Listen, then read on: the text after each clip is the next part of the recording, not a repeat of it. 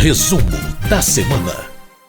Depois de ser votado na Câmara, ir para o Senado, voltando para a Câmara agora a nova regra fiscal, o arcabouço fiscal, ele finalmente foi aprovado em definitivo aqui pelo Parlamento com essa última votação aqui na Câmara. O que ele traz, Ana Raquel Macedo? Pois é, Márcio, foram meses aí de debates, de negociações, discussão, porque o novo arcabouço fiscal, ou o novo marco fiscal, ou regime fiscal sustentável, a gente viu todos esses nomes sendo discutidos e falados aqui durante essa análise do projeto. O que ele traz? Ele muda a lógica, Márcio, de hoje como é feito o controle de gastos públicos. Como é que funciona hoje? Hoje a gente tem um regime que é o teto de gastos públicos, que ele fala que ele está em vigor desde 2016, pela emenda constitucional 95, e ele diz o seguinte, que você só pode gastar mais no ano seguinte, no caso do governo federal, né, que você só pode fazer um crescimento ali de despesas baseada na correção da inflação, no que você gastou no ano anterior, mais a inflação. E o que aconteceu desde 2016, ao longo dos anos? O teto de gastos ele se mostrou um regime muito engessado para que o governo pudesse fazer investimentos, pudesse manter programas sociais, pudesse atuar, por exemplo, em momentos de crise. E aí ele acabou sendo, em alguns momentos, exigindo que houvesse uma mudança na Constituição, com mudanças pontuais na Constituição, para excepcionalizar esse teto de gastos. Eu vou lembrar aqui, por exemplo, a chamada PEC emergencial, que foi durante a pandemia da Covid-19.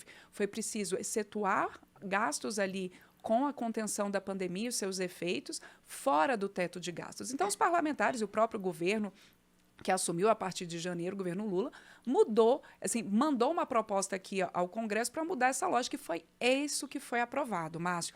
O que ela prevê, então? Que a partir da sanção, quando o presidente Lula sancionar esse projeto aprovado pelos deputados e senadores, o que vai ser a lógica? A lógica é o seguinte, os gastos públicos, os investimentos públicos, quer dizer, você tem os gastos obrigatórios, que esses tem ali um gasto que o governo não pode mexer, mas aqueles que o governo pode alterar conforme a necessidade, esses investimentos eles vão poder crescer a cada ano de acordo com o aumento da arrecadação. Então, o governo vai lá, coloca uma meta de receita, né, de quanto que ele vai arrecadar. Se ele cumprir essa meta, 70% do aumento de receita ele pode usar para investimentos. Se ele não cumpriu essa meta, ele ainda pode usar, no primeiro momento, os 50% desse aumento de receita para ampliar investimentos, com uma trava. Esse limite de crescimento das despesas ele tem que ser de, no máximo, 2,5% acima da inflação do aquilo que superar, né, quando superar a arrecadação, quando houver uma arrecadação além do que ele esperava. Então, tem esse teto aí de 2,5%.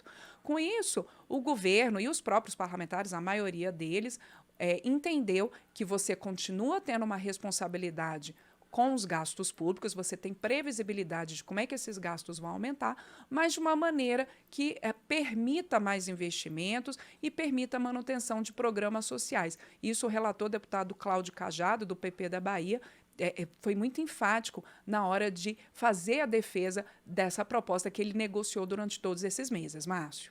Bom, agora, como a gente falou no começo, Ana, foi votado primeiro aqui na Câmara, foi para o Senado e voltou de lá com alterações. A Câmara não manteve todas essas alterações do Senado, não, né?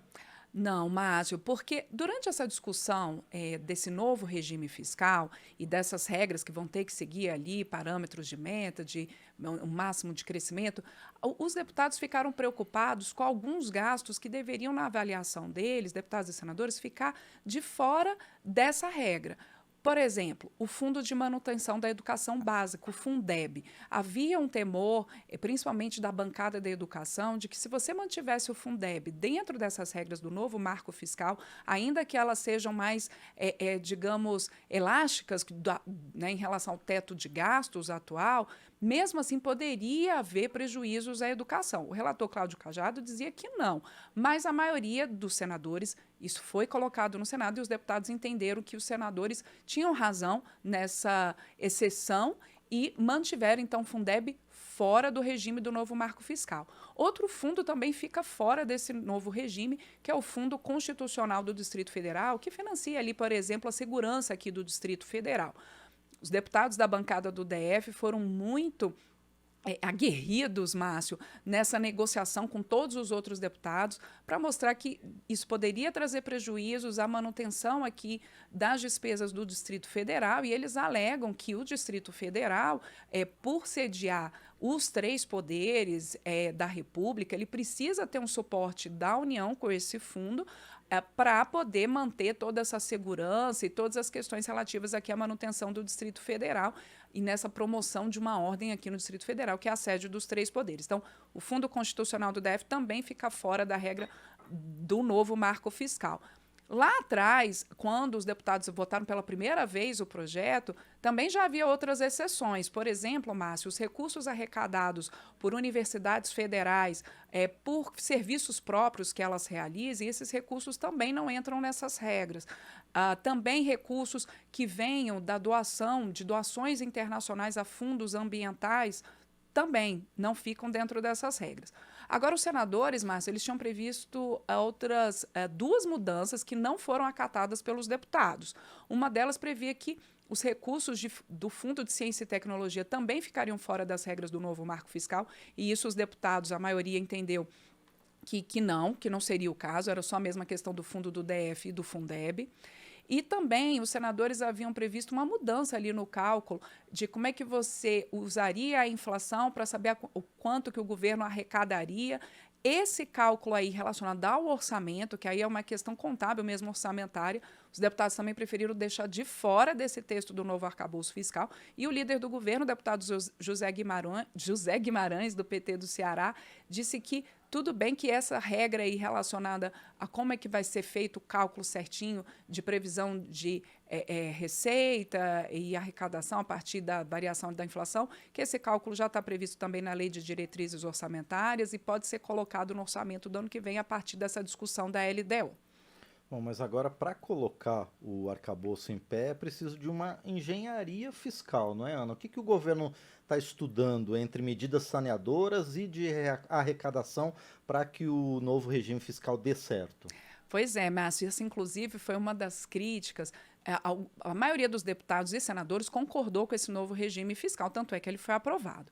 Mas a gente não teve uma unanimidade. Por exemplo, parlamentares do PL, parlamentares do Novo, discordaram dessa nova proposta que substitui o regime do teto de gastos exatamente por a lógica mudar, por a lógica não ser mais de controle de gastos, mas de gastos conforme a arrecadação. Que eles dizem o seguinte, bom, se é conforme a arrecadação, o governo vai querer arrecadar cada vez mais impostos para conseguir manter esses gastos previstos no novo regime fiscal.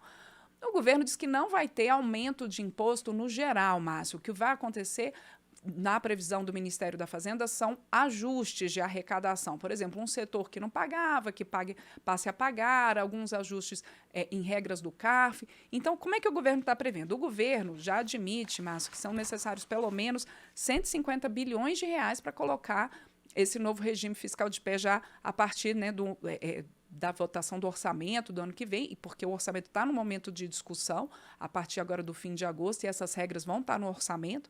Então, esses recursos, o governo está prevendo o seguinte, que cerca ali de 60 bilhões de reais viriam da mudança no voto de desempate do CARF, que é o conselho ali que trata dessa questão de fiscal e ali também de como é que você avalia os impostos pagos quando vai para um litígio, que essa mudança no voto de desempate do CARF ela poderia gerar mais 60 bilhões de reais para o governo. Isso já foi aprovado pela Câmara e está lá no Senado.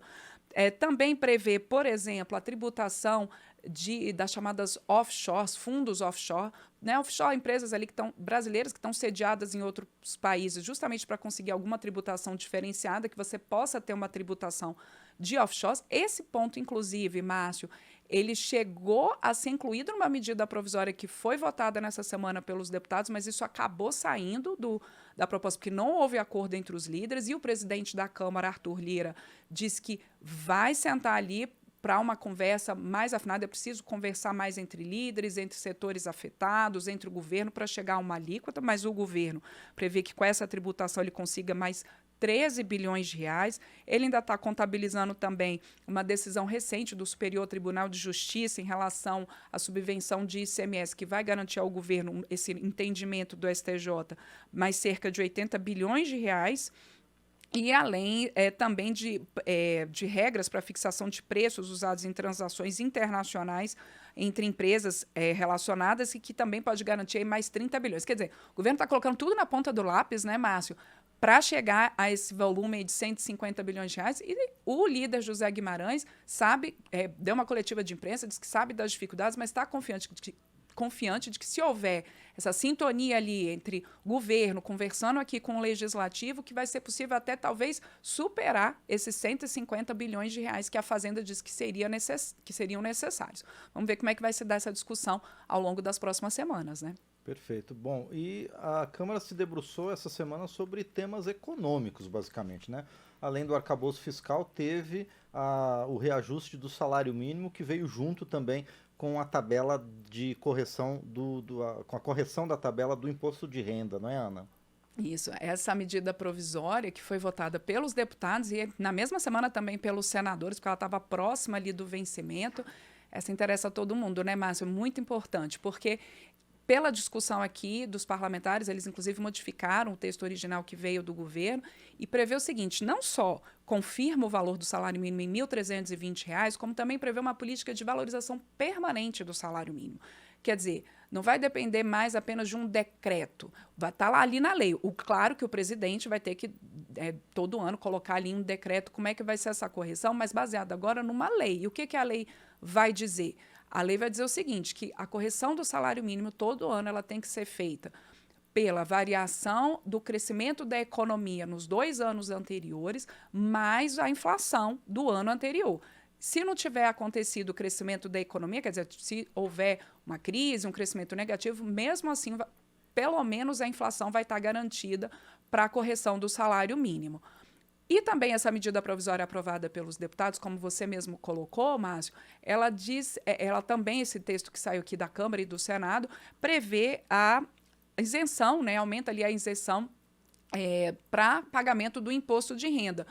Pelos cálculos que estão ali no texto que saiu, na prática, a gente coloca que quem ganha até 2 salários mínimos, portanto, R$ 2.640, vai estar isento do pagamento do imposto de renda.